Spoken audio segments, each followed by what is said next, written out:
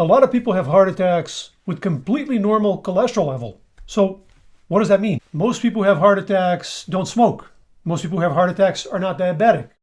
And yet those are massive risk factors. So that's a first realization. Something that's not involved in every case or even most cases could still be a huge problem. Second realization, heart disease is a chronic condition. It builds over years. It's not overnight, right? So when we say somebody had a heart attack with normal cholesterol when?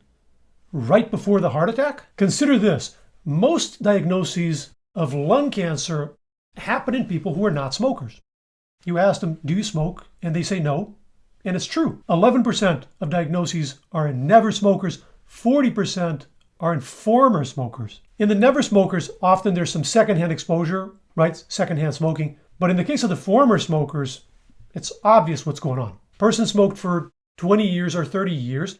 Cancer started during that time, developed subclinically, silently. The person didn't know it was there. Later, the person decided to stop smoking. And after that, the person is diagnosed with cancer. Once it gets to a level where it causes problems or it's picked up in imaging at a point where the person doesn't smoke anymore. It was still caused by smoking, but obviously long before the diagnosis and long before the person stopped smoking. It's exactly the same story with cholesterol. A lot of people have high cholesterol for 10, 20, 30 years, and there's plaque building silently without symptoms. And then when they hit 55, 60, 65, their doctor puts them on a cholesterol-lowering medication. Their cholesterol is artificially lowered into the normal range, but they have all that plaque that built for decades. That doesn't magically go away overnight. So some of those individuals go on to have a heart attack, tragically, even though they now have normal cholesterol levels. So just asking the person, what's your cholesterol level right now, before the heart attack or around the time of the heart attack, is meaningless. It's like asking the smoker, did you smoke yesterday? Is that why you got diagnosed with lung cancer?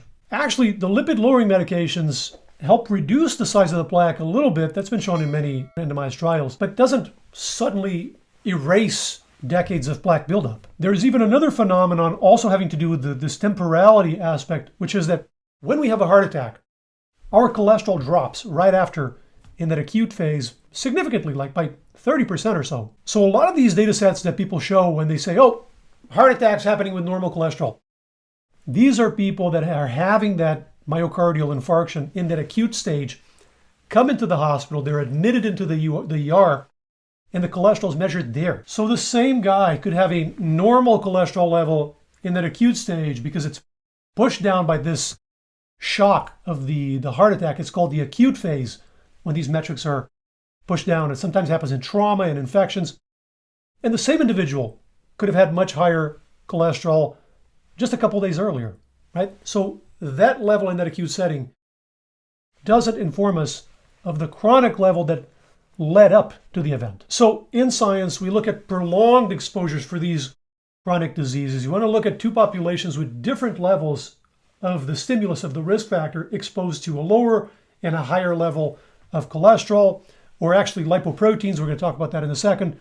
So two populations, one with normal cholesterol, one with high cholesterol, over years, and we consistently see more heart attacks in the population exposed to higher levels. And then in randomized trials, you lower the cholesterol of half of them, the others stay high, and you see fewer heart attacks in the folks that got their cholesterol lowered. Okay, but my grandfather had a cholesterol of 1,000 and he lived to 150 and he tamed lions and he ran marathons, so the science is all wrong. Guys, for every risk factor, there are people who are susceptible and people who are not. Exactly the same for smoking. Many smokers never get lung cancer. Many heavy smokers, about 3/4, I think it's 75% of heavy smokers never get lung cancer in their lives. So you always need the stimulus and the individual susceptibility.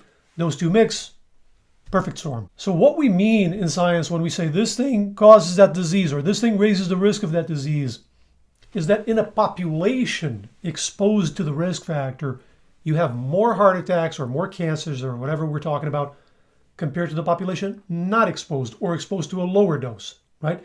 It doesn't mean that every individual gets a heart attack or every individual gets cancer. In nerd speak, we say risk is statistical, not deterministic. All that means is you have a higher chance. There's more heart attacks or cancers in the population exposed to it, but not every individual gets it. Some people get away with it. Of course, the million-dollar question is, who has the susceptibility and needs to dodge that stimulus, that risk factor, and who can get away with it? We don't know with 100% certainty. We don't understand genetics to that detail. We can make educated guesses, for example, based on family history. You can get a guesstimate of your level of susceptibility. Also for heart disease, imaging, right? You can image your arteries with a variety of techniques and get a sense of whether there is plaque growing or not. Last realization, we've been talking about cholesterol because that's usually what people talk about. Cholesterol is a readout. It's a useful reflection of the problem.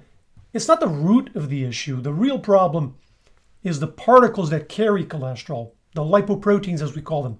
If there's too many of them, that causes heart disease. Usually when people have higher cholesterol levels, and especially very high cholesterol, they tend to have more particles, but not always. Sometimes the two mismatch and the cholesterol level gets it wrong. So I absolutely encourage everyone to just dig deeper.